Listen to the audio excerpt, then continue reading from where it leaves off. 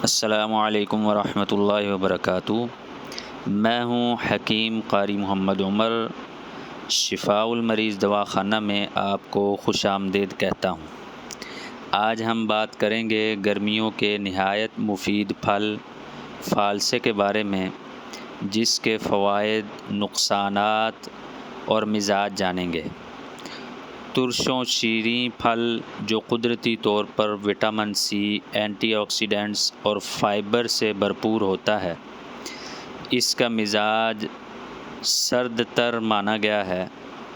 اس کی ٹھنڈی تاثیر جسم کو گرمی، ہیٹ اسٹروک اور پانی کی کمی سے بچاتی ہے۔ یہ انتہائی مفید پھل ہے، پیاس کی شدت کو کم کرتا ہے، پیاس بجھاتا ہے، معدے کی تیزابیت اور معدے کی گرمی کو دور کرتا ہے۔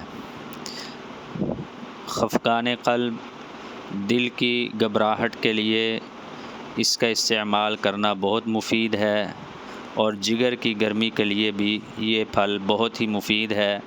جگر کو تقویت دیتا ہے، اس کے ضعف کو ختم کرتا ہے۔ پیلے یرقان والے مریض اس کا استعمال کریں، بہت زیادہ ان کو فائدہ ہوگا۔ پیلے یرقان والے مریضوں کے لیے یہ ایک انتہائی مفید اور لاجواب پھل ہے۔ ٹائیفائڈ بخار، سوزشی بخار، گرمی کا بخار، ان تمام بخاروں کے لیے بھی فالسے کا پھل بہترین ان بخاروں کا علاج ہے اور بہترین پھل ہے۔ کیلشیم کی اس میں وافر مقدار پائی جاتی ہے، اور یہ ہڈیوں کو مضبوط بناتا ہے، جلد کو تر و تازہ رکھتا ہے۔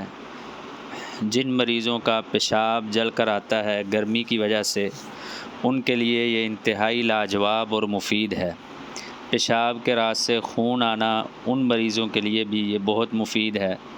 ہائی بلڈ پریشر والے مریضوں کے لیے بھی بہت ہی مفید ہے۔ جن کو سوزاک ہو جاتا ہے، ان کے لیے بھی یہ بہت ہی فائدہ مند پھل ہے۔